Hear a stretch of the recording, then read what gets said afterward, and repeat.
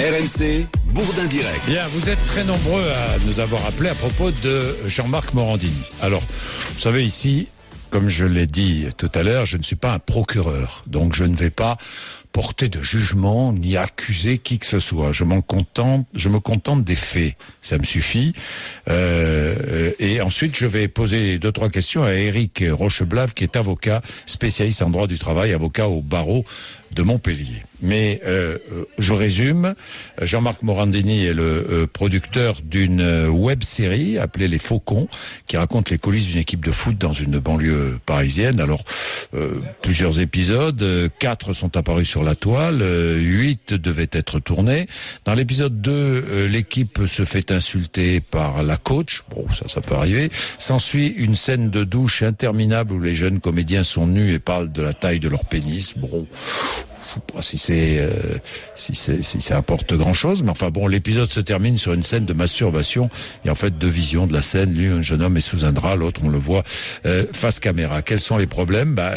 Plusieurs comédiens, dont l'un était mineur, étaient recrutés via une agence sur Internet. Ils se plaignent de ne pas avoir été payés, mais ça, il faut quand même qu'ils regardent les contrats. Surtout d'avoir subi un harcèlement sexuel. La directrice de casting, que personne n'a jamais vu, leur demandait par mail de se lâcher, d'envoyer des photos et des vidéos de nus ou en train de se masturber, bon, enfin, etc., etc.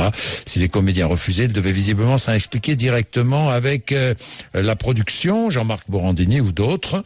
La direction d'Europe 1 demande à Morandini de rentrer de vacances pour s'expliquer de vive voix. Bon, voilà les faits. Maître Éric Rocheblave, bonjour. Bonjour Jean-Jacques Bourdin. Alors, les acteurs qui n'ont pas été payés, il faut regarder son contrat, hein. Exactement. Par rapport aux témoignages qu'on a pu entendre, oui, il s'avérerait qu'effectivement, un certain nombre d'acteurs auraient travaillé avant même d'avoir signé leur contrat. Et surtout, apparemment, ils auraient répondu à une annonce d'emploi qui prévoyait leur rémunération, et ensuite on leur a dit que celle-ci n'était pas rémunérée, que leur intervention n'était pas rémunérée. Donc effectivement, il semble y avoir un problème concernant de façon claire quelle devait être l'intervention de ces acteurs, sous quelles conditions. Il semblerait qu'il y ait eu des abus concernant l'intervention de ces acteurs. Bon, vous avez lu l'annonce du casting, hein? Ouais. Que disait-elle? A priori, elle semblait être pour un emploi, une activité d'acteur classique. A priori, l'annonce ne concernait pas une série pornographique, mais une série de tout ce qu'il y a de plus classique.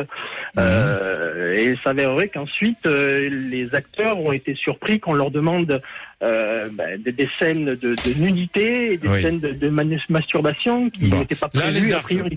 Alors là, les acteurs ont été surpris, ils auraient pu refuser aussi. Tout à fait, mais il semblerait, par rapport à leurs propos, pour l'instant on n'est que sur des déclarations des uns et pas des autres, des témoignages, c'est qu'ils auraient subi des pressions du fait que ce sont de jeunes acteurs qui n'ont pas nécessairement une expérience ni une ancienneté dans le métier qui leur permettrait de dire non. Donc il semblerait qu'il y ait eu une position dominante de la part de la production à leur égard, et ils ont été surpris tant dans le cadre du casting que dans le cadre de... Alors est-ce que l'acteur devant la justice peut faire valoir une forme de manipulation ? Bien sûr, déjà au niveau du casting, puisqu'il semblerait que les conditions, à proprement parler, du casting étaient particulières. Les castings ne sont pas encadrés par la loi, il n'y a pas de disposition légale, il n'y a pas de code des castings, mais par contre il existe un code du travail. Et un casting peut s'assimiler à un entretien d'embauche.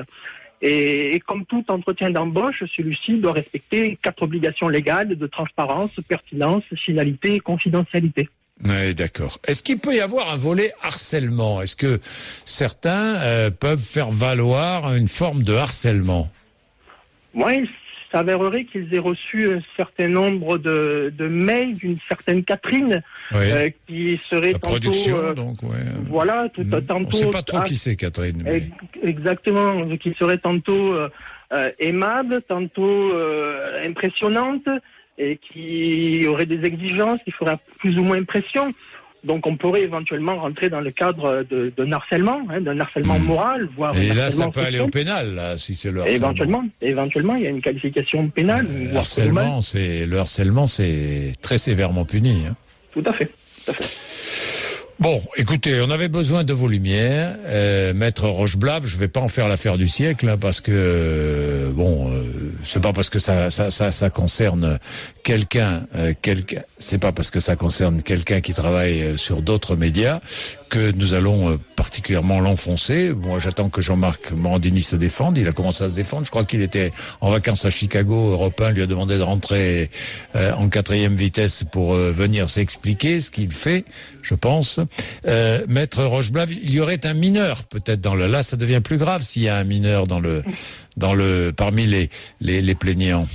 Tout à fait, puisque notamment, les mineurs peuvent participer à des castings, les mineurs peuvent participer à des tournages. Après, tout dépend de ce qu'on leur demande et tout dépend dans les conditions dans lesquelles on les fait intervenir, les contrats, est-ce que l'autorisation parentale a été donnée, voilà, après... Ouais, évidemment. Bon, merci. Merci. Merci à vous, maître. Merci.